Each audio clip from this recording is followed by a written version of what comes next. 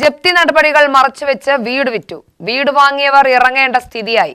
ഒലവക്കോട് കാവിൽപ്പാട് അമ്പലപ്പറമ്പ് കൈലാസിൽ U ശിവശങ്കരനാണ് ദുരനുഭവമുണ്ടായത്. 2009 ഏപ്രിലാണ് Babu എന്ന വ്യക്തിയിൽ നിന്നും ശിവശങ്കരൻ 9.5 സെന്റ് സ്ഥലവും വീടും വാങ്ങിച്ചത്. ആധാരമുൾപ്പെടെ രേഖകൾ ബാബു നൽകിയതിന്റെ അടിസ്ഥാനത്തിലാണ് രജിസ്ട്രേഷൻ നടത്തിയത്. എന്നാൽ 2009 ജൂലൈയിൽ വീട് ലേലത്തിലെടുത്തതാണെന്ന കോടതി വിധിയുമായി വരികയായിരുന്നു. രജിസ്ട്രേഷന് ശേഷം പോക്കുവരവുൾപ്പെടെ നടത്തുകയും നികുതി അടയ്ക്കുകയും ചെയ്തതിനു ശേഷമാണ് മറ്റൊരാൾ ഉടമസ്ഥാവകാശവുമായി വന്നത്. മുൻസിഫ് കോടതിയിൽ കൊടുത്ത കേസിൽ വിജയിച്ചെങ്കിലും ഹൈക്കോടതിയിലും സുപ്രീംകോടതിയിലും പരാജയപ്പെട്ടു. 17 വർഷമായി താമസിക്കുന്ന വീട്ടിൽ നിന്ന് ഏത് നിമിഷവും ഇറങ്ങേണ്ടി വരുമെന്ന സ്ഥിതിയുണ്ടാക്കിയതിൽ റവന്യൂ ഉദ്യോഗസ്ഥർക്കും പങ്കുണ്ട്. നിത്യരോഗികളായ ശിവശങ്കരനും ഭാര്യ കോമളവും കേസിനായി വലിയൊരു തുക ഇതിനോടകം ചെലവഴിച്ചു. കിടപ്പാടം നഷ്ടപ്പെടാതിരിക്കാൻ നീതി നടപ്പിലാക്കി കിട്ടണമെന്നതാണ് ഇവരുടെ ആവശ്യം. ഞങ്ങൾ താമസിച്ചുകൊണ്ടിരിക്കുമ്പോൾ ആമീനാണ് കൊണ്ടുവന്നത്. പിന്നെ ഇത് ഒരു ലേലത്തിൽ പോയ വീടാണെന്നും അത്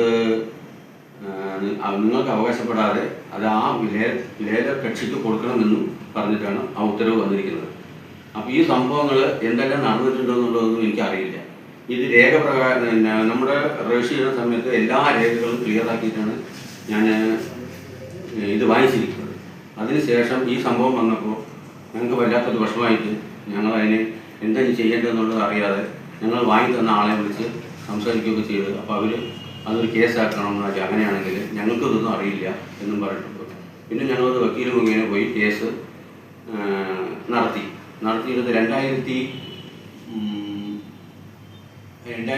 മുതൽ ഞങ്ങൾ കേസ് നടത്തിയിട്ട് മുനിസിപ്പൽ കോടതിയിലും ജില്ലാ കോടതിയിലും അത് ഞങ്ങൾക്ക് അനുകൂലമായിട്ട് വന്നു.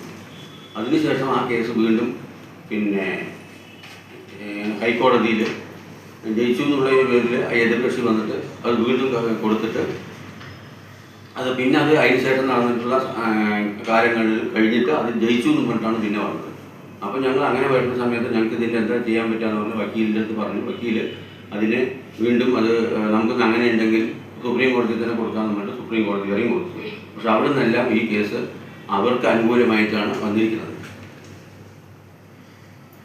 ഇപ്പോൾ നമ്മൾക്കത് എന്താണെന്ന് വെച്ച് പറഞ്ഞാൽ നമ്മൾ അതിന് ശേഷം ഈ വാങ്ങിക്കഴിഞ്ഞതിന് ശേഷം ഞങ്ങൾക്ക് ആ വീട്ടിൽ കുറേ പണികളുണ്ടായി. പിന്നെ അതിൻ്റേതായ കുറേ വിഷമങ്ങളുണ്ടായി. പിന്നെ പണികളൊക്കെ നിറയെ ഉണ്ടായി. പിന്നെ കൂടാതെ ചോർച്ചയൊക്കെ വന്നപ്പോൾ ഷീറ്റ് ഇട്ടിട്ട് കുറേ ബാധ്യത. പിന്നെ ഈ കേസ് ഇത്രയും വർഷങ്ങൾ നടത്താൻ വേണ്ടിയിട്ട് നല്ലൊരു എമൗണ്ടൊക്കെ ചിലവായി.